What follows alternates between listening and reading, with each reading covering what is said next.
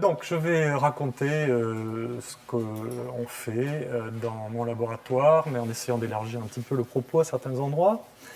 Et donc, le propos est large, comme vous voyez. On va parler d'évolution, de développement et aussi un peu de physiologie du système nerveux autonome, qui est cette partie du système nerveux qui contrôle ce qu'on appelle l'homéostasie, hein, ou le maintien du milieu intérieur, pour prendre un terme de Claude Bernard. Alors je vais commencer par donner quelques deux racines historiquement très anciennes, profondes, qui irriguent un petit peu, conceptuellement, la recherche dans mon laboratoire. La première n'est autre que le fameux débat qui a opposé Cuvier et Geoffroy Saint-Hilaire en 1830 à peu près. Non, pas à peu près, exactement en 1830, sauf que ça faisait un moment qu'il y avait de l'eau dans le gaz entre eux. Tout ça a éclaté dans une série de débats à l'Académie des sciences. Alors je ne vais pas faire un cours sur ce débat passionnant, mais je vais le résumer le plus rapidement possible et avec le moins de façon un peu simpliste. Donc Cuvier, lui, qui était le grand anatomiste comparé, plus ou moins inventeur de la paléontologie au début du XIXe siècle, avait classé le règne animal, qui est le titre de son ouvrage clé, en 4 embranchements. Il y avait les vertébrés, les articulés, ici on voit les zoophytes, quelque part entre les animaux et les plantes, parce que leur système nerveux en partie n'était pas très facile à voir à l'époque. Et son idée, c'est que ces 4 embranchements avaient chacun sa structure, son plan du corps, fabriqué par Dieu, bien sûr, et parfaitement adapté aux conditions d'existence. Ça, c'est la grande phrase de Cuvier, les conditions d'existence. Et qu'on perdait son temps à essayer de les comparer. Il n'y avait rien à voir, rien à penser dans la comparaison entre, mettons, un vertébré et un insecte. Okay. Et en face de lui était Geoffroy Saint-Hilaire, qui, lui, de façon, il faut bien dire, un peu folle, en fait, je pense qu'il devait être un peu fou, peut-être un peu bipolaire, d'ailleurs il avait des moments d'abattement, et puis des grands moments d'enthousiasme un peu désordonnés, et il avait une vision qui était l'unité du vivant. Ouais. Vraiment une vision, au bord de l'hallucination, parce qu'il n'avait pas tellement d'arguments quand même. Donc, il voyait ce qu'il appelait l'unité, lui sa grande phrase, c'est l'unité de plan, ou il faut que je reste immobile, l'unité de plan ou de composition à travers tout le règne animal. Alors ça n'allait pas entre eux. Alors une des inventions de Geoffroy Saint-Hilaire était de dire que le système nerveux central des vertébrés, par exemple, et celui des insectes était le même, en langage contemporain on dirait homologue, et qu'il suffisait d'imaginer qu'une de ces classes d'animaux s'était mise à se déplacer à l'envers, okay, sur le dos, mettons, okay, par rapport à la Terre ou au ciel. Il avait développé cette idée, qu'on appelle maintenant de l'inversion dorso-ventrale, en l'illustrant avec un homard qu'il représentait sur le dos, pour montrer qu'à ce moment-là, il était organisé comme nous, avec un système nerveux central dorsal, alors que l'on ventral, et un cœur ventral, alors que l'on dorsal, comme nous. Et entre les deux, un système digestif. Donc le plan d'organisation dorso-ventrale était en fait le même, et qu'il fallait imaginer qu'une classe d'animaux avait commencé à se retourner par rapport aux repères géologiques, si on veut. Et donc, en faisant ce genre de petit jeu qu'il adorait, il était l'héritier le plus radical de ce qu'on appelle l'anatomie transcendantale, c'est-à-dire qui transcende les espèces individuelles en voyant des invariants à grande échelle. Maintenant, cette idée-là, en particulier, après avoir été abandonnée, a été redécouverte il n'y a pas si longtemps que ça, et on voit ici un papier dans Nature en 1996 par Edith Robertis et Yoshiki Sasai, qui exhume le homard d'Étienne Geoffroy Saint-Hilaire, et qui commence toute une tradition qui est encore très vivante d'arguments pour penser qu'effectivement, probablement, ce système nerveux est le même, c'est-à-dire il est homologue, hérité d'un ancêtre commun, et je ne vais pas rentrer dans le détail des arguments moléculaires. Maintenant, Geoffroy ne s'arrêtait pas là. Donc ici, il nous explique qu'en repliant un poulet sur le dos, on obtient un poulpe. Sauf que ce dessin est de Cuvier qui a démoli ça consciencieusement, et il avait raison. Et c'est ça le problème un peu, c'est-à-dire que Cuvier avait souvent raison contre Geoffroy. C'est sans doute la raison pour laquelle moi j'ai fait ma scolarité primaire dans une école Cuvier. Je ne crois pas qu'il y ait des écoles Geoffroy nulle part, Saint-Hilaire. En France, il y a beaucoup de rues et de places Cuvier. Il avait souvent raison dans le détail. Mais en fait, on peut dire rétrospectivement que Geoffroy avait raison de façon plus profonde. Il était plus tourné vers l'avenir. Alors tous ces gens-là, bien sûr, étaient non évolutionnistes, on est avant l'évolution. Mais je pense personnellement que s'ils avaient vécu 30 ans de plus, Geoffroy aurait embrassé le darwinisme et Cuvier aurait boudé dans son coin, comme d'ailleurs beaucoup de biologistes français de la fin du XIXe siècle. La raison, c'est que l'idée d'unité de plan a un écho très clair avec l'unité du vivant tout court, et on sait qu'elle est à un point que Geoffroy lui-même n'aurait pas pu imaginer. Mais au-delà de l'anatomie, qui était la seule chose à laquelle il avait accès, bon, les gènes, etc. etc. Alors bien sûr, après Darwin arrive, et il réconcilie tout ça. Le débat s'évapore en quelque sorte dans les mains de Darwin, puisqu'il donne raison partiellement aux deux, dans le sens où l'unité de plan de Geoffroy, c'est la trace, si elle existe, dans la mesure où elle existe, c'est la trace actuelle de notre ascendance commune entre tous les animaux. Et l'adaptation parfaite aux conditions d'existence de Cuvier, c'est le résultat des mutations et de la sélection naturelle. Et donc, en fait, voilà, chacun avait un bout de la solution, et tout ça est réconcilié. Mais, et c'est pour ça que j'en parle, je pense qu'il y a ce débat a des ramifications jusqu'à nos jours. Et c'est pour ça qu'il est très intéressant à étudier dans le détail, mais même dans nos temps évolutifs, où on ne remet plus en question l'évolution ni Darwin. Et ces ramifications, c'est que, alors là je vous donne une impression très personnelle, hein, je ne l'ai lu nulle part cette analyse-là, mais je la rencontre tout le temps, les biologistes de l'évolution se classent en deux à mon avis. Il y a ceux qui sont obsédés par justement la recherche de similarités entre organismes très différents, sous le chatoiement des différences, de voir des ressemblances cryptiques qui seraient la trace d'un ancêtre commun.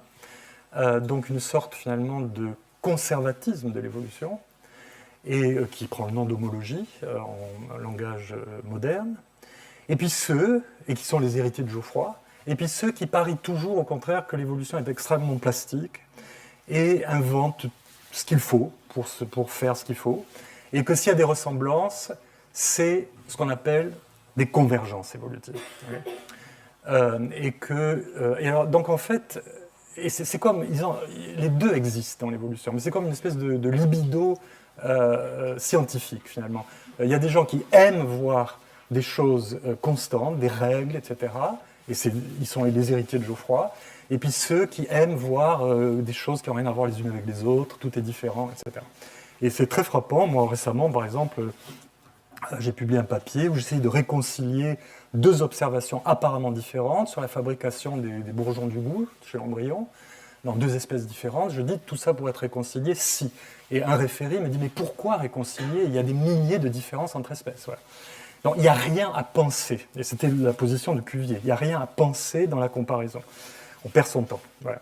Et bon, moi, comme vous verrez, je suis plutôt pro-Geoffroy, mais de nouveau, hein, je veux dire les deux. Et je vous donnerai quelques exemples, quelques échos geoffroyesques, Geoffroy-Saint-Hilaire-esques dans la suite de l'exposé. Alors la deuxième racine historique, je ferme cette parenthèse, la deuxième racine historique est beaucoup plus directe et va nous mener au cœur du sujet.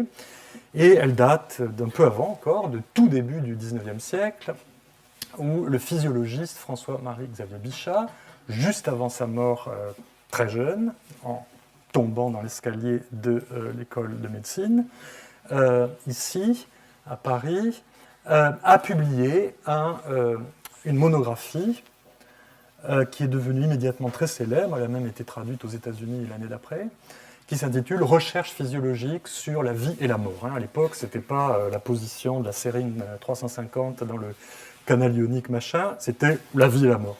C'était le bon vieux temps de la science.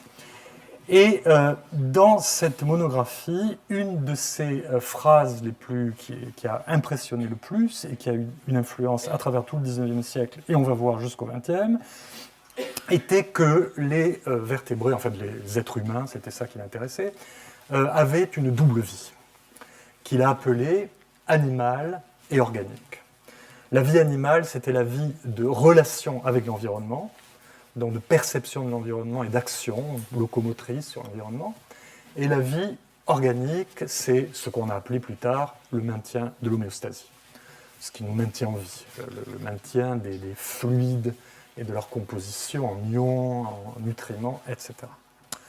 Voilà, et s'il y avait deux vies, il y avait deux corps en un, et deux systèmes nerveux qu'il imaginait complètement séparés l'un de l'autre, excessivement, bien entendu, dans le système nerveux, de proche en proche, tout est connecté à tout, mais il voyait une division radicale, et ça a été de nouveau très influent pour toute l'anatomie, anatomie comparée, embryologie, etc., du 19e et du 20e siècle. On en retrouve l'écho chez ce paléontologue américain, Alfred Sherwood Romer, qui, lui aussi, juste avant sa mort, mais à un âge plus avancé, a écrit une monographie qui s'intitule « Le vertébré comme animal double, somatique et viscéral ». On reconnaît l'animal de Bichat et l'organique de Bichat, et ce titre, manifestement, a de fortes connotations, renvoie plus ou moins explicitement à Bichat.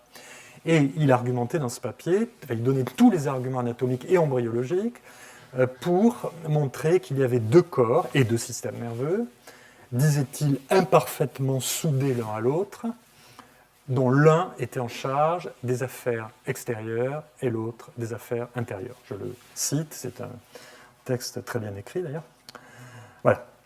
Et ensuite, ce thème est tombé un petit peu dans l'oubli, même tout à fait, parce que tous les arguments avaient été avancés, jusqu'à ce que, beaucoup plus récemment, à la faveur de ce qu'on appelle la biologie du développement, c'est-à-dire le mélange d'embryologie et de génétique, donne de nouveaux arguments à cette idée, que je ne vais pas vous énumérer, mais il se trouve que l'argument le plus frappant, en fait, vient de façon par hasard, serendipitously, on dit en anglais, on ne cherchait pas ça, de mon laboratoire, sous la forme d'un facteur de transcription développemental, donc impliqué dans le développement du système nerveux, qui est un véritable maître gène du système nerveux viscéral, ou organique de Bichat, et qui s'appelle, peu importe, FOX2B, et qui est impliqué dans tous les chaînons, si on veut, toutes les nœuds du système nerveux viscéral, et qui lui est spécifique. Donc c'est vraiment extraordinaire, et sans trop d'équivalent ailleurs dans le système nerveux. Alors, qu'est-ce que c'est que ce système nerveux viscéral? Donc un petit rappel anatomo-physiologique, si on veut. Donc c'est une série d'arcs réflexes qui passent par le système nerveux central et qui régulent les viscères. C'est-à-dire le cœur, le tube digestif et les vaisseaux sanguins, etc. Donc, qui dit arc réflexe dit partie sensorielle et partie motrice. Dans la partie motrice, c'est ce qu'on appelle souvent le système nerveux autonome, depuis un siècle. C'est là aussi un écho de Bichat, autonome, donc séparé du reste, etc. En fait, bon, il n'est pas si autonome que ça, mais quand même. Et qui contient les ganglions sympathiques, ce qu'on appelle la chaîne sympathique, les chaînes sympathiques, les ganglions parasympathiques, le système nerveux entérique. Nous avons dans l'intestin autant de neurones que dans toute la moelle épinière. Et cette partie-là est assez autonome, effectivement. Si on prend un tube digestif et qu'on le sépare d'un corps, il peut fonctionner pendant un certain temps. D'ailleurs, c'est devenu très à la mode d'appeler ça le second cerveau. Michael Gershon a popularisé ce terme. Voilà, donc tous ces ganglions dans ou au contact des viscères, et bien sûr leurs neurones préganglionnaires. Ils ne travaillent pas, ces ganglions, dans un vide, ils sont contrôlés par le système nerveux central, dans la moelle épinière ou dans ce qu'on appelle le cerveau postérieur. Et même cette voie efférente dans sa totalité ne travaille pas dans le vide, elle ne s'amuse pas à accélérer ou à ralentir le cœur comme ça, pour rien. C'est en fonction, bien sûr, d'afférences qui viennent, alors qui ne sont pas intégrées dans ce qu'on appelle le système nerveux autonome pour des raisons historiques, parce que ça a été connu bien avant ça, parce que ça, c'est 3 petits ganglions qui sont perdus dans les os du crâne, et ça a mis beaucoup plus de temps de les trouver, qui mesurent les paramètres pertinents pour le contrôle de cette voie efférente. C'est-à-dire, par exemple, la pression artérielle. Dans le médecin, vous la mesurez là, mais nous, on la mesure en permanence à la bifurcation de la carotide. La composition du sang en électrolytes, en sucre, en oxygène, le contenu, la composition chimique du contenu de l'estomac et du tube digestif en général, et amène toutes ces sensations, pour la plupart inconscientes, vers des neurones sensoriels secondaires qui font partie de ce noyau qui s'appelle NTS, noyau du tractus solitaire. La terminologie anatomique est toujours très difficile. En fait, nucleus tractus solitarius, bien entendu, c'est pour ça que c'est NTS, qui intègre toutes ces données et apporte un feedback permanent sur cette voie efférente. Alors, ce qui est très étonnant dans cette situation, c'est que tous ces neurones dont nous parlons sont très différents les uns des autres. Par la notion de type neuronal, on a des neurones moteurs, on a des neurones sensoriels, on a des interneurones, tous les phénotypes de neurotransmission, vous avez peut-être entendu parler de choses aujourd'hui par d'autres personnes avant moi, sont représentés en fait. Il y a des neurones cholinergiques, noradénergiques, dopaminergiques, peptidergiques, etc. Ils ont des projections et des formes tridimensionnelles très différentes, bon, etc. Néanmoins, ils partagent un maître gène, FOXB2, pour leur différenciation, en l'absence duquel la différenciation d'aucun de ces neurones ne se produit, et une viscéralité, c'est-à-dire la participation à ces circuits du système nerveux viscéral. Alors, sur le plan de la biologie moderne, moléculaire, il y a une espèce de grosse boîte noire qui, à mon avis, ne sera pas résolue de mon vivant, je ne sais pas, mais en tout cas pas avant que je prenne ma retraite, parce que c'est vraiment un mystère. C'est qu'est-ce qu'il y a entre ce facteur de transcription, dont le travail est de contrôler des gènes, et cette propriété un peu abstraite et holistique d'être un neurone viscéral. Mais pas un motoneurone, un neurone sensoriel, un neurone glutamatergique, etc. Un neurone viscéral, de n'importe quel de ces types-là. On peut imaginer un rôle dans le guidage axonal. Parce qu'en fait, qu'est-ce qui fait un neurone viscéral? C'est un neurone qui est connecté à d'autres neurones viscéraux et à la fin aux viscères. Mais ce n'est pas très facile d'imaginer un scénario moléculaire. D'autre part, cette situation en soi, de nouveau très étrange et fascinante, a des implications évolutives juste en soi. Parce que on ne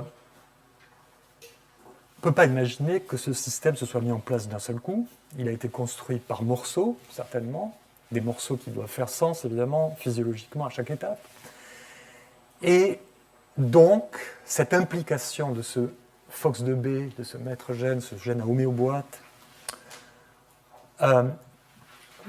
doit se comprendre comme son recrutement répété à chaque fois qu'on a besoin d'inventer un nouveau type, un nouveau nœud dans ces réseaux neuronaux, et sans doute par l'évolution de son promoteur. Donc c'est le scénario le plus disons, parlant, enfin le plus probable, que FOXB2 a été recruté de façon répétitive grâce à une propriété qu'il a, qui est de déclencher un programme qui serait viscéral quelque part, mais donc quand on ne connaît pas le substrat moléculaire, pour fabriquer morceau par morceau ce réseau. Et dans certains cas, oui c'est cela, dans certains cas, on sait que c'est ça qui se passe. Par exemple, pour les ganglions parasympathiques, ceux de la tête, une grosse partie de la tête en tout cas, n'existent pas chez les poissons, qui sont nos ancêtres.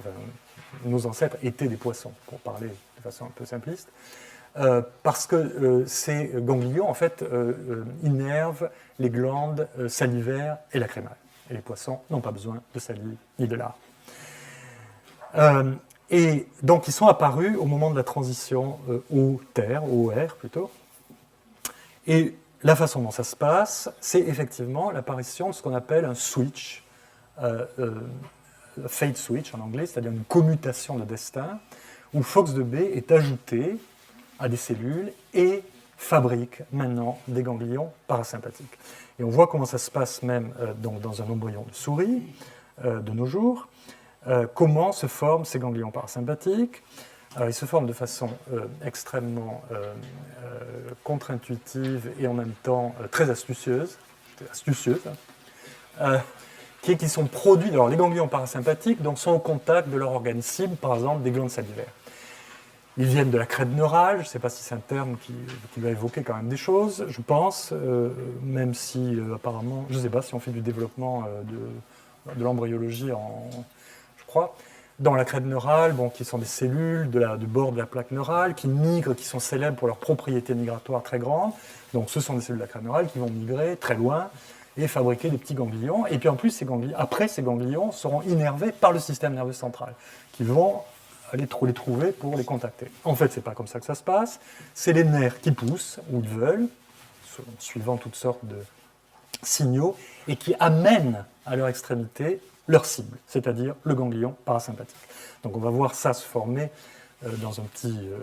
c'est pas une animation vraiment, une animation à la main. Donc ici on voit les nerfs d'un... je ne vois absolument pas... Ce truc ne marche plus, bon ça fait rien. Ah non, c'était marrant. Ok, donc on voit ici les nerfs crâniens d'une souris, sans voir la souris, okay. Et on va s'intéresser à ce petit nerf, là, peu importe son nom, et on le regarde pousser. Et quand on le voit pousser, comme ça, on voit qu'il est accompagné tout de suite par des cellules rouges ici, parce qu'elles sont marquées par un facteur de transcription, elles viennent de la crête neurale, et elles colonisent ce nerf qui leur sert de chemin de migration, en restant toujours un peu derrière la pointe extrême des axones en train de se former. Tout en suivant et en couvrant complètement ce nerf, elles vont allumer notre déterminant pan autonome, ce facteur de transcription pour tous les neurones viscéraux, et elles vont s'accumuler au bout du nerf pour former un ganglion parasympathique qui sera innervé par ce nerf. Et en fait, ce qui se passe dans ce processus, c'est que ces cellules qui suivent le nerf, celles qui n'arriveront pas là-bas, par quelque compétition ou flemme, resteront le long du nerf et deviendront des cellules de Schwann. Et donc en fait, ces cellules sont ce qu'on appelle des précurseurs de cellules de Schwann, mais qui ont cette idée d'allumer FOXB et s'ils arrivent au bout, deviennent des neurones ganglionnaires parasympathiques. Et donc on voit ici comment FOXB opère au cours de l'embryogénèse un switch, une commutation phénotypique du destin cellule de Schwann, c'est-à-dire cette glie qui enserre les nerfs, vers un neurone parasympathique. Et on peut imaginer que dans l'évolution, c'est ça qui s'est passé. À un moment donné, FOXB a été recruté dans ces cellules pour pouvoir former ces ganglions dont maintenant des animaux aériens avaient besoin, ce que les poissons n'avaient pas. Voilà. Donc, il y a d'autres exemples comme ça où on peut montrer que FOXB donc, opère cette transition d'un destin par défaut qu'on voit quand on enlève FOXB dans un knockout de FOXB chez la souris vers un destin viscéral, neuronal viscéral. Oui, j'ai oublié de dire au passage que ce knockout, donc on sait que c'est très important parce qu'on enlève le nerf chez la souris, le gène chez la souris, et si on l'enlève, aucun de ces neurones se forme. Inutile de dire, c'est pas compatible avec la vie, même pas avec la vie embryonnaire, parce qu'il s'avère qu'on a besoin d'une innervation autonome du cœur, même chez le fœtus. Alors, dans ces circuits, il y a une espèce de, je ne sais pas comment appeler ça, une anomalie apparente, qui sont que ces neurones sensoriels viscéraux innervent aussi les bourgeons du goût. Alors on se dit, qu'est-ce que le goût? Alors d'abord, c'est conscient, à la différence de la mesure de la pression artérielle. Et qu'est-ce qu'il vient faire dans ces circuits viscéraux? Et là, je m'amuse toujours à dire que la première personne qui a compris pourquoi les neurones sensoriels du goût étaient des neurones viscéraux fondamentalement du même type que ceux qui mesurent la pression artérielle ou l'osmolarité du sang, c'était Rousseau, qui, dans son traité de l'éducation, l'Émile, nous dit, de nos sensations diverses, le goût donne celles qui généralement nous affectent le plus. Ainsi sommes-nous plus intéressés à bien juger des substances qui doivent faire partie de la nôtre que de celles qui ne font que l'environner. Là, on voit tout à coup que de temps en temps, la philosophie sert à comprendre le monde. Peut-être pas si souvent que ça, mais bon. Oups, qu'est-ce que j'ai dit ? Et ça, c'était une intuition absolument géniale. C'est-à-dire qu'effectivement, par rapport aux autres sens, le goût est le seul qui teste ce qui va maintenant faire partie de notre corps. À la différence du jeu de la vision, du toucher, de l'audition et même de l'odorat la plupart du temps. Qui va en faire partie, sauf si nous le rejetons, nous le crachons ou nous le vomissons. Okay. Opérations qui dépendent étroitement de ces circuits. À vrai dire, même, il y a un centre spécialisé dans le vomissement qui s'appelle l'area postrema, ici, qui sent les toxines dans le courant sanguin, dans le liquide céphalorachidien, etc., et qui est très important pour non seulement le vomissement, mais l'aversion conditionnée au goût. C'est-à-dire, si jamais vous avez dû faire l'expérience ou vous connaissez quelqu'un qui l'a faite, vous mangez quelque chose, les huîtres sont le cas archétypique, qui vous rend vraiment malade pendant 2 jours avec une fièvre affreuse au lit, etc., vous ne toucherez plus jamais à des huîtres. Okay, ça sera aussi apéritif pour vous qu'un bout de pneu, quoi, vraiment. Et ça, c'est dû à ce centre-là, qui est plein de neurones FOXB. Et si on le détruit, par exemple, chez un chat, on peut voir qu'un chat va manger répétitivement quelque chose qui l'a rendu malade. Bref, donc on voit que le goût, c'est important pour l'homéostasie, en fait. Et c'est très important chez nous. Ça, c'est le centre donc, du goût et de toutes les sensations viscérales, toutes les autres, dans un cerveau postérieur de souris. C'est très important chez le poisson aussi, où ça a une forme différente, mais en fait, c'est le même. C'est des neurones homologues qui se forment en fait fondamentalement de la même façon et qui, chez certains poissons, qui ont un sens du goût très développé, qui se sentent avec des bourgeons de goût sur tout leur corps, en fait, se transforment en un véritable cortex multilaminé, plein de neurones FOXB. Voilà, parce qu'ils nagent dans leur environnement et la bouffe, c'est la même chose. Hein. Voilà. Bien. Donc voilà, petite diversion sur pourquoi le goût est fondamentalement partie du système nerveux viscéral. Et maintenant, je vais faire un autre petit chapitre sur la relation complexe de FOXB avec une autre fonction viscérale, évidemment, elle homéostatique, qui est la respiration. Il faut que j'évite de me... Ici, un petit exemple, petite étude de cas pour montrer l'intérêt de la génétique humaine contemporaine dans la compréhension de la biologie la plus fondamentale. Effectivement, le monde des mutations, des maladies génétiques humaines représente un trésor. Alors il faut faire attention quand on dit ces choses comme ça devant des gens affectés ou des parents de gens affectés de maladies, de mutations subtiles qu'on n'aurait jamais eu l'idée de faire, qui ne sont pas des knock-outs, qui ne sont pas des mutations nulles, et la plupart du temps qui sont létales et qu'on ne voit jamais. Okay, comme une mutation nulle, homozygote dans FOXB, ça n'arrivera jamais dans la nature. Enfin, si ça arrive, ça ne naît pas. Mais par contre, donc, par toutes sortes de mécanismes moléculaires, il y a des mutations subtiles qui ne sont pas létales ou pas de façon aussi rapide ou dramatique, et qui permettent parfois de disséquer la fonction d'un gène. Et j'ai un exemple ici, avec une maladie très rare, qui s'appelle le syndrome d'hypoventilation congénitale centrale, qu'on appelle aussi le syndrome d'Ondine, qui est une dysautonomie génétique, c'est-à-dire qui affecte à peu près potentiellement tous les neurones du système nerveux autonome, avec une pénétrance variable, provoquant toutes sortes de symptômes plus ou moins terribles, comme la maladie de Hirschsprung, qui est une atrophie du système nerveux, une agénésie partielle du système nerveux entérique, des tumeurs du système sympathique, des tumeurs infantiles, des choses plus subtiles que je ne vais pas rentrer dans les détails, et un problème respiratoire qui est... Voilà. Bon, ok. c'est pas ma faute, hein, c'est la sienne, mais c'est pas ce que je lui ai demandé, je sais pas l'heure. Et qui, elle, est par contre très... oui, je sais pas me servir de ces trucs. Qui est très potentiellement létale, donc un problème respiratoire, qui est que c'est des enfants qui sont nés bleus, pour dire les choses simplement, qui respirent mal, qu'on intube, et ensuite les choses s'améliorent, mais ils restent en risque constant de s'arrêter de respirer pendant la nuit. Et donc ils doivent garder une assistance respiratoire qui peut être de plusieurs types, toutes les nuits. Et maintenant qu'on arrive à sauver ces gens, ils passent toute leur vie à avoir une assistance respiratoire nocturne. Et en même temps, donc, c'est des gens qui, et c'est sans doute la raison, qui ne sentent pas l'augmentation du gaz carbonique dans le sang, ce qu'on appelle l'hypercapnie.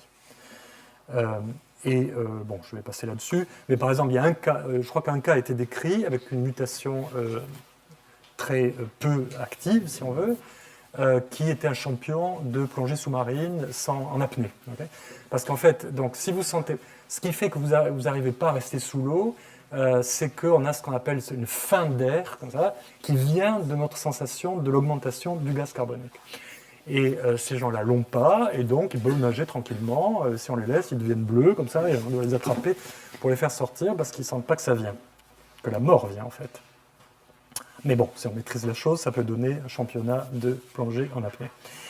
Et beaucoup de travaux différents ont abouti, en partie inspirés par le fait qu'il y avait tous ces autres symptômes qui affectaient le système nerveux autonome, donc FOXD2B étant le maître gène du système nerveux autonome, regardons FOXD2B, sure enough, FOXD2B, c'est des mutations dans FOXD2B qui expliquent 100% des cas d'ondine ou de ce syndrome. Bon, c'est une mutation, peu importe, je ne vais pas la décrire. Et alors, plus de travail après montre que un des problèmes, en tout cas, c'est...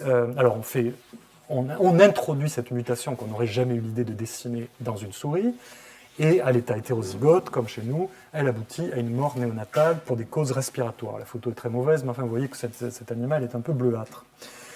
Et la cause, une des causes au moins, principale, est la disparition dans le cerveau postérieur d'un ensemble de neurones qu'on voit ici exprimant FOXD2B, qui ne sont plus là chez le mutant, et qui entraînent une insensibilité, la disparition au gaz carbonique. Et on peut montrer ça en faisant une manipulation beaucoup plus sophistiquée, où on va inactiver maintenant précisément ces neurones, par ce qu'on appelle de la génétique intersectionnelle, en empêchant ces neurones glutamatergiques, qui expriment donc le transporteur du glutamate, ici, décidément, je fous mon doigt devant, le VGLUT2, en inactivant ce gène, par une recombinaison par une recombinase CRE, qui enlève ce gène floxé, mais laquelle elle-même n'est active que quand on aura enlevé un stop devant grâce à une autre recombinase qui s'appelle une flippase. Donc c'est très compliqué, mais c'est pour être le plus spécifique possible. On enlève pratiquement, on inactive pratiquement que ces neurones particuliers, un noyau qui s'appelle le RTN, et on voit maintenant qu'on a des souris qui, quand on les confronte avec une augmentation brusque du gaz carbonique, au lieu d'hyperventiler comme des souris normales, ne réagissent pas du tout. Voilà, et donc là on voit le chemin, comment une maladie... Alors c'est un dialogue en fait entre la biologie fondamentale de la souris et la génétique humaine, donc un déterminant pan-autonome qui donne l'idée d'aller chercher des mutations, une mutation subtile qu'on réintroduit chez la souris, et on diagnostique, on découvre une nouvelle classe de neurones respiratoires qui était cherchée depuis longtemps et qui se trouve être FOXD2B dépendant. Et donc de cette façon-là, on peut décrire un circuit qui part du globus carotidien à la bifurcation de la carotide, qui passe par un ganglion crânien, dont j'ai parlé tout à l'heure, qui va jusqu'au noyau du tractus solitaire, lequel projette sur ce noyau RTN, ils sont d'ailleurs, il y a des projections, et qui est entièrement consacré à la mesure des gaz du sang, c'est-à-dire de l'oxygène et du gaz carbonique. Et donc on voit une voie ferrante, comme ça, qui d'ailleurs, le fonctionnement du RTN, qui répond surtout au gaz carbonique, dépend un peu du niveau d'oxygène qui, lui, est surtout détecté par le globus carotidien. Donc tout ça est très compliqué, mais on a une chaîne de 1, 2, 3, 4 neurones qui suffisent, enfin, qui détectent les gaz du sang et donc modulent la respiration en fonction de ça. C'est pour ça que vous hyperventilez quand vous allez brutalement très haut en montagne, etc. Là, c'est plutôt par hypoxie. Donc, on voit que Fox 2B règne sur l'aspect homéostatique de la respiration. Mais, de façon intéressante, il n'a pas grand-chose à voir avec le contrôle moteur de la respiration, qui, lui, est dans les mains, si je puis dire, de neurones somatiques, locomoteurs fondamentalement, et volontaires, qui sont des neurones de la moelle épinière, qui sont de même type que ceux qui vous permettent de bouger, qui d'ailleurs innervent certains des muscles intercostaux, les muscles abdominaux, etc., et le diaphragme. Et qui, eux, n'ont rien à voir avec Fox2B. Ils font partie du corps et du système nerveux somatique ou animal de Bichat, somatique de Homer. Et quand on y réfléchit, c'est très intéressant parce que la fonction respiratoire elle-même, chez nous, et chez tous les animaux aériens, n'est pas entièrement homéostatique. Et par exemple, pendant 1 heure, devant vous, à aucun moment je n'aurai en fait un rythme respiratoire que je subvertis constamment pour l'adapter à mon discours et à la longueur de mes phrases. Et c'est seulement si ces phrases deviennent un petit peu trop longues que maintenant le sentiment de l'augmentation de mon gaz carbonique dans le sang va m'obliger à respirer.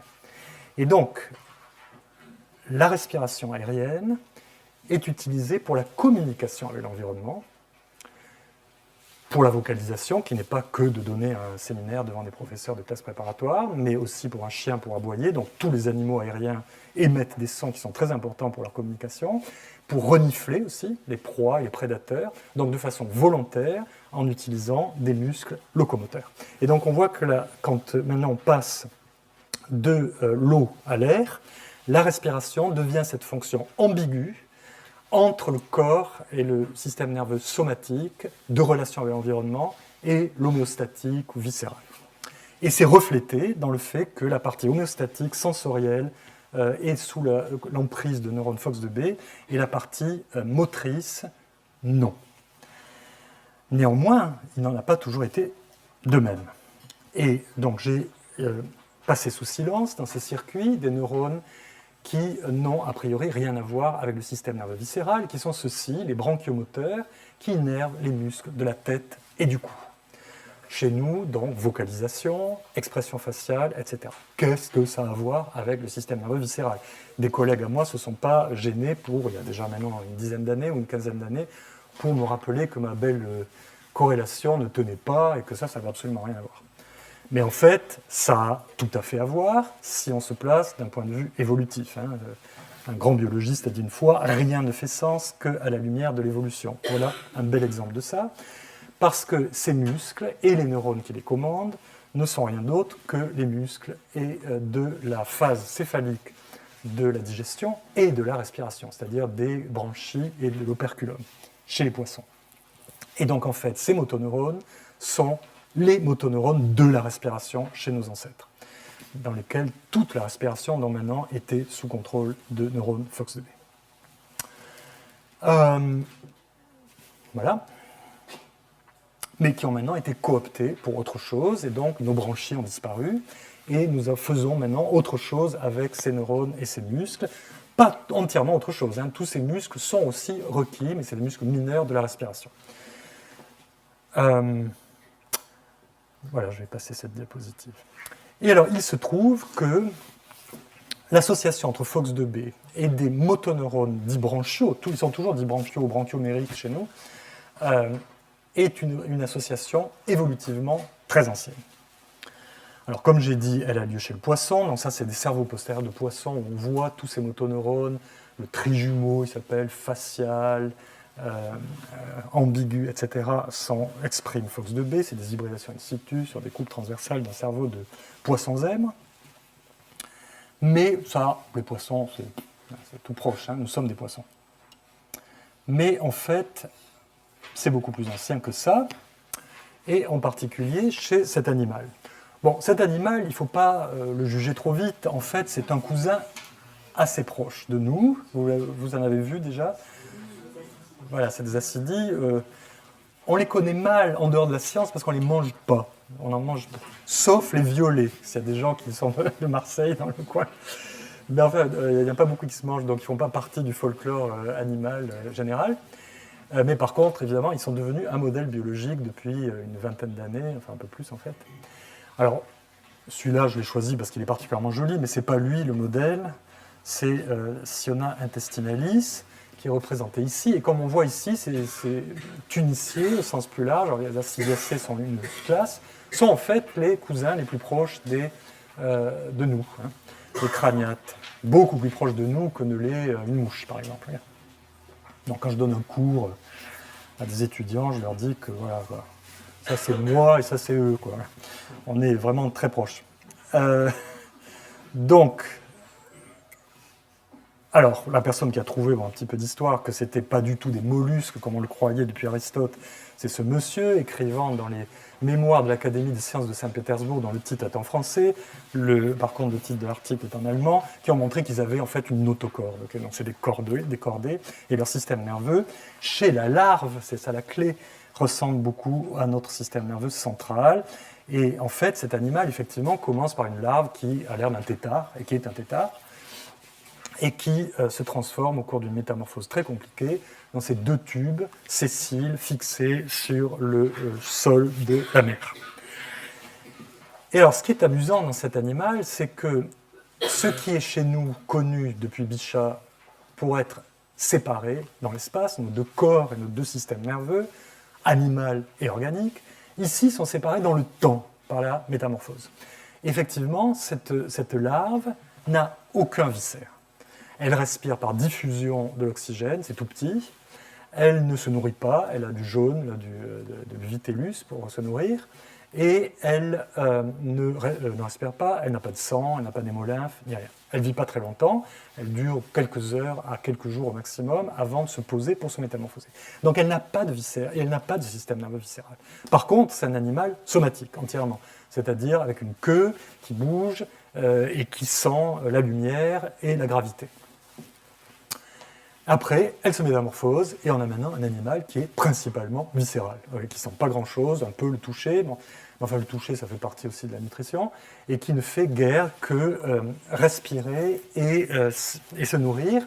Donc en fait c'est deux sacs, là, un sac qu'on appelle branchial, et entouré par un autre, et par lequel dans ce siphon oral pénètre l'eau de mer avec des particules nutritives et puis l'eau de mer, quoi, et qui est filtré dans ces milliers de branchies pour des échanges de gaz, et qui ensuite est recraché par le siphon atrial, pendant que les particules nutritives sont arrêtées par des mucus et des cils, digérées dans un petit système digestif et rejetées également dans le siphon atrial. Voilà, donc c'est une machine à digérer et à respirer. Elle a un cœur aussi, et à se reproduire quand même. Mais qui a un cerveau, qui est ce petit ganglion cérébral. Donc la question que nous avons posée, c'est est-ce que le cerveau de cet animal essentiellement viscéral pourrait être bourré de neurones FOXB? Et la réponse, c'est oui. Alors c'est un ganglion comme ça qui ressemble à un ganglion d'invertébré et dont le cortex est plein de neurones qui expriment FOXB par hybridation in situ, par immunofluorescence, et qui sont aussi cholinergiques comme on l'attend de motoneurones. Ils expriment un autre gène, un autre facteur de transcription, qui est partagé et pratiquement spécifique chez nous des motoneurones branchiaux, le trijumeau, le facial, etc. Et ces neurones, qu'est-ce qu'ils font? On le voit chez un animal transgénique qui exprime FOXB qui exprime la GFP, donc la protéine fluorescente GFP, sous le promoteur du FOX2 de la sionne. Ils innervent les muscles qu'on appelle les muscles de la paroi du corps, en anglais, body wall mass, de cet animal. Ils innervent aussi en fait les cils battants des branchies. Mais ces muscles sont-ils des muscles de la paroi du corps, comme nos propres muscles intercostaux et abdominaux? Ben non, puisqu'en fait, ce qu'ils motorisent, c'est un immense pharynx digestif et respiratoire. Et on aurait peut-être eu cette intuition plus vite si, au lieu d'étudier la sionne, Siona intestinalis, on avait étudié cet autre acidien carnivore qui, lui, a vraiment l'air de ce qu'il est, c'est-à-dire un pharynx prêt à attraper des des crevettes distraites qui viendraient s'approcher un peu trop près de lui. Et donc en fait, c'est des muscles qu'on appelle de la paroi du corps depuis un siècle, mais en fait il faudrait les appeler des muscles branchiaux. Et donc ici nous avons une correspondance frappante. Alors on voit ici un cerveau postérieur d'embryon de souris, exprimant FOX2. C'est cette bande ventrale ici qui va donner naissance à tous ces motoneurones de ce pharynx. Ici on voit une larve, en fait un embryon de Sion, dont quelque chose comme un cerveau postérieur ici sur divers arguments moléculaires exprime FOX2 aussi. Et à travers soit le développement, soit la métamorphose, ils vont former un centre moteur. Ici, c'est un poisson, c'est une larve de poisson qui exprime aussi la GFP sur le promoteur de FOX2. Un centre moteur pour un pharynx respiratoire et digestif. Et nous avons une correspondance parfaite, moléculaire, anatomique, tout ce qu'on veut, y compris jusqu'à nous, sauf qu'on a perdu l'aspect respiratoire. Et c'est ce que j'appelle un moment à la Geoffroy scintillaire. C'est-à-dire que vous avez vraiment deux animaux qui ont l'air complètement différents, mais en jouant à ce jeu de Rubik's Cube un peu que aimait Geoffroy, on s'aperçoit qu'en fait, il y a un rapport très évident. Et ici, en fait, c'est vraiment une homologie au sens strict. Ces deux animaux, pas si loin que ça dans l'évolution, ont gardé la capacité de faire un centre moteur pour un pharynx donc, digestif et respiratoire. Mais maintenant, allons plus loin. Qu'en est-il des protostomiens? Donc ici, vous avez une sèche, très bien. Un céphalopode, donc. Comment ces animaux respirent-ils? Leur muscle respiratoire à eux, c'est le manteau. C'est ce muscle-là qui recouvre des branchies qu'on ne voit pas et qui, par des contractions douces, fait circuler l'eau de mer sur ces branchies pour des échanges gazeux. C'est leur muscle respiratoire. Alors, il se trouve qu'il est célèbre pour une autre fonction que respiratoire, pour une fonction locomotrice, qui est que quand il se contracte violemment, il propulse l'animal à reculons, et c'est une méthode d'échappement. Mais cette fonction est dérivée dans l'évolution. C'est un peu comme si nous pouvions, quand nous rencontrons quelqu'un qui ne nous plaît pas, souffler très fort et nous envoler dans les airs. Et nous ne pouvons pas le faire parce que l'air n'est pas assez fluide, ce que l'eau est. Et donc ces animaux ont coopté leur système respiratoire pour un comportement locomoteur occasionnel de fuite.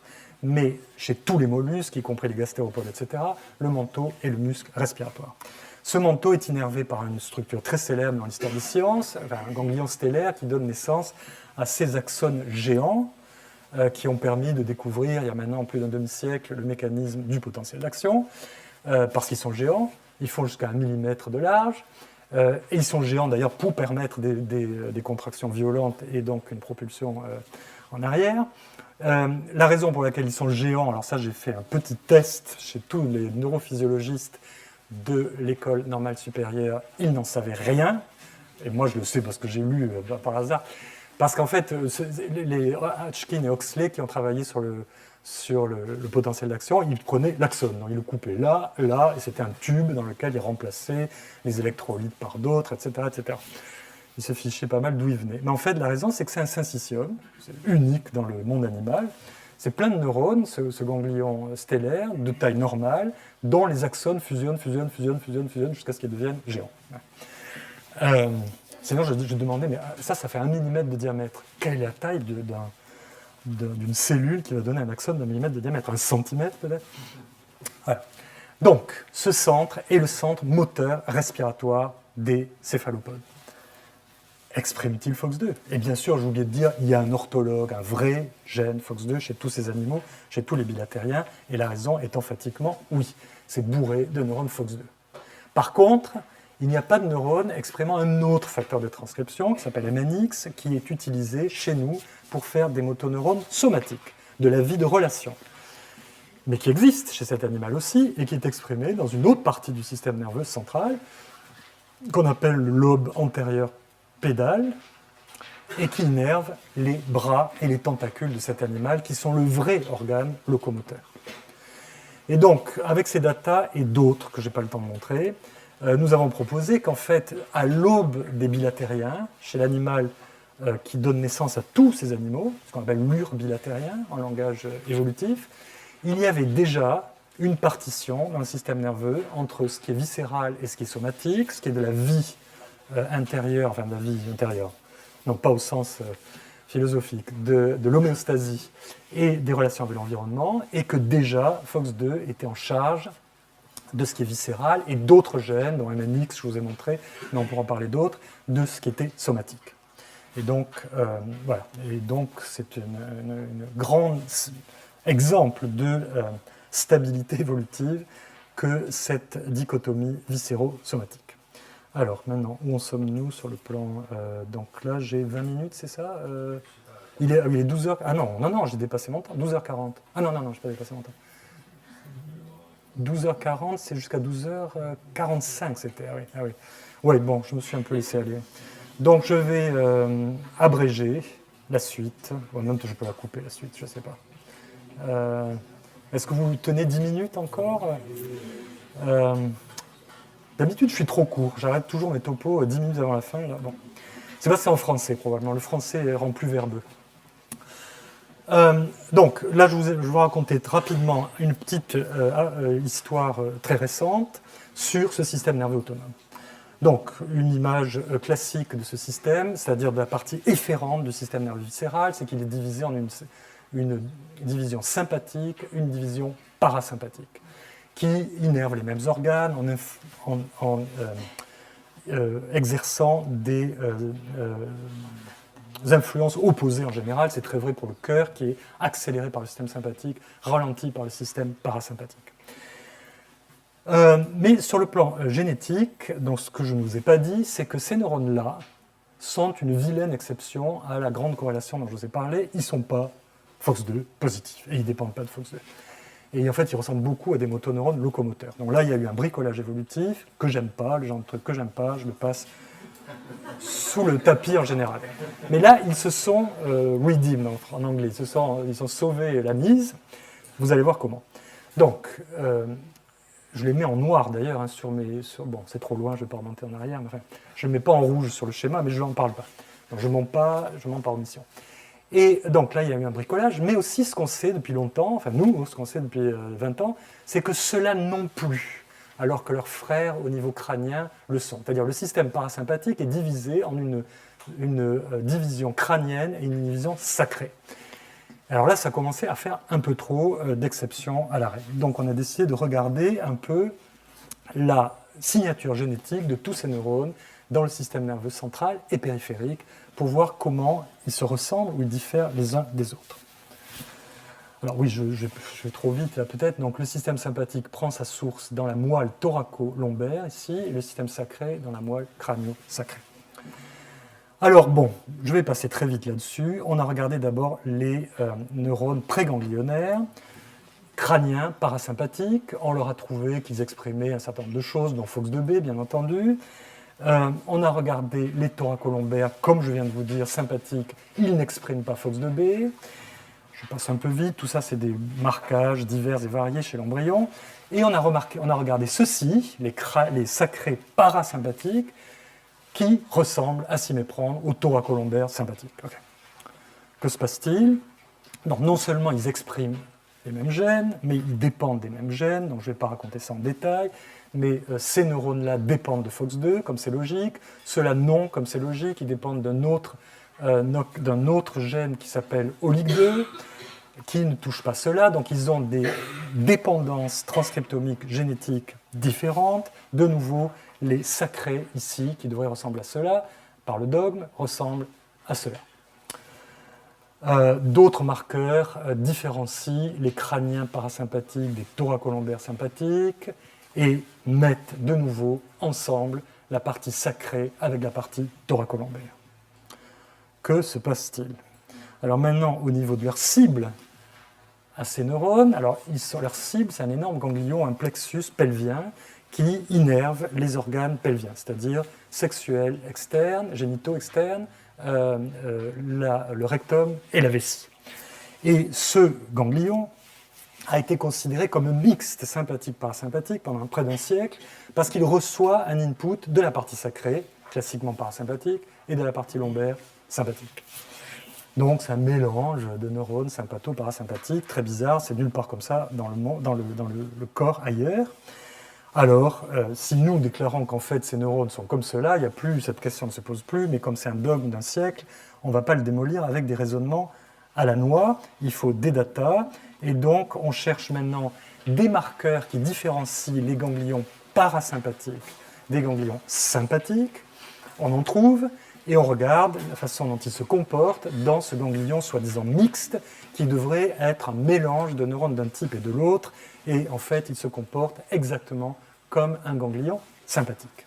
Et donc là, on saute le pas, et nous déclarons, je vais sauter ça par contre, c'est un argument de plus, avec d'autres arguments, nous déclarons que le système sacré autonome est sympathique.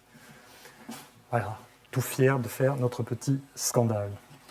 Et le scandale a eu lieu, effectivement. Donc, on voit une dame qui édite ses livres pour étudier en médecine, d'anatomie, de neurologie, etc., qui nous dit, bien que nous soyons prêts à ce changement, ils étaient prêts, effectivement, des auteurs respectés dans le domaine nous ont conseillé contre, même s'ils sont d'accord avec vous, ce que vous avez trouvé, nous reviendrons au sacré parasympathique. La controverse est chaude en ce moment, et des traditionalistes pourraient abîmer la réputation de notre manuel. Et effectivement, beaucoup de gens ont protesté. Donc on voit ici la reclassification du système nerveux sacré autonome en sympathique est trompeur. Renommer tous l'autonomie card flow, le flux autonome spinal sympathique est une erreur. Le flux autonome sacré contre une simplification abusive, le autonomie sacrée et spinale n'est pas sympathique, et puis voilà, bon, ça continue. Et alors en fait, derrière tout ça, on pourrait dire, ok, c'est du conservatisme, on n'en a rien à faire. En fait, il y a un argument intéressant à analyser, qui est en filigrane derrière tout ça, et qui a de nouveau à voir avec l'évolution. C'est un peu pour ça que j'en parle. Parce qu'en fait, ces gens, l'argument filigrane, en particulier derrière cette phrase-là, « it's spinal but not sympathetic », c'est celui de la convergence évolutive. C'est-à-dire que ces gens-là disent « Ok, vous avez trouvé que le système autonome sacré a des marqueurs et des dépendances génétiques indistinguables du système nerveux sympathique, thoracolombaire, mais physiologiquement, il est parasympathique. » Donc, c'est comme si la nature avait pris ce qu'elle pouvait dans le coin, les gènes qui étaient actifs, les voies de signalisation ou quoi que ce soit, qui se trouvaient être thoracolombaires, donc sympathiques, et a fabriqué des neurones qui ressemblent à des neurones sympathiques, mais sont quelque part mystérieusement parasympathiques. Dans la convergence, le plus bel exemple, c'est ça, hein, c'est l'œil caméra, de nouveau des céphalopodes et des hommes, qui se forment très différemment, mais qui convergent vers un même design, un même patron, parce que c'est tellement commode pour faire des images quand on regarde le monde. Bon. Donc, de la même façon, est-ce que le corps des vertébrés a inventé dans cette zone, avec des moyens de cette zone génétique, des neurones qui ressembleraient à la fin à cela, donc qui convergeraient sur le phénotype physiologique de celui-là, et différeraient de celui-là. Donc, est-ce qu'il y a un hiatus entre le développement, la génétique développementale, et la physiologie, qui est finalement ce que les gens ont dans la tête un petit peu. Voilà, il y aurait le monde du développement, des gènes, ok, et puis à la naissance, peut-être, je sais pas, une fée qui arrive et qui maintenant met là-dessus de la physiologie, et c'est un autre monde. Okay. Et un des thèmes de mon laboratoire, c'est de dire non, c'est pas un autre monde. Et alors pour la question donc qu'on a en tête, c'est pourquoi ce flux a été appelé parasympathique au début.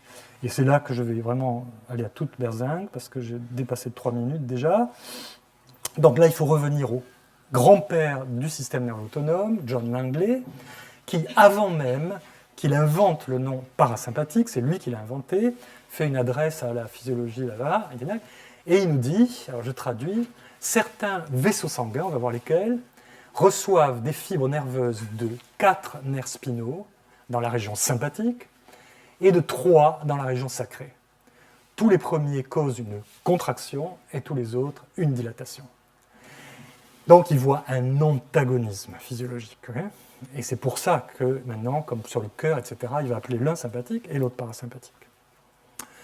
Mais il se trouve, et alors après, voilà, 5 ans après, il fait une petite note dans une monographie de 30 pages sur la vessie. I use the word parasympathetic for the cranial and sacral autonomic system, pour le système crânien et sacré.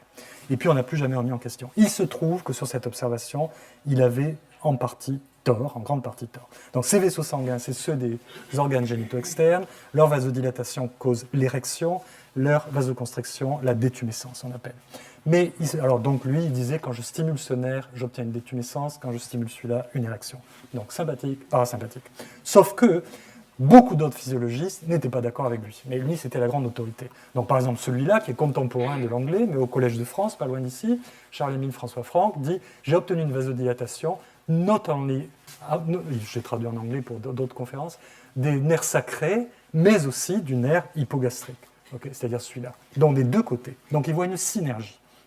Plus tard, beaucoup plus tard, un physiologiste américain dit la même chose. Beaucoup plus tard, en 1979, ce Finnois et ce Suédois disent la même chose, en étant un peu agacés. Il nous semble que maintenant, plus d'un siècle après leur découverte, il serait temps d'accepter l'existence d'une voie érectile sympathique, en plus de la parasympathique. Et la réponse à ça, c'est non. Il ne sera jamais temps, tant que le mot parasympathique sera gardé pour la voie sacrée. On voit l'influence des mots. Donc on est dans une situation de dissonance cognitive, en fait, où pendant un siècle, les gens voient une synergie entre le niveau lombaire et le niveau sacré, mais l'anglais, lui, il avait vu un antagonisme, on peut expliquer pourquoi, je n'ai pas le temps de le raconter, et donc on balaye ça sous le tapis, again and again and again, jusqu'au XXIe siècle. Mais en fait, on s'aperçoit qu'il n'y a pas d'antagonisme, et ni génétique, ni physiologique.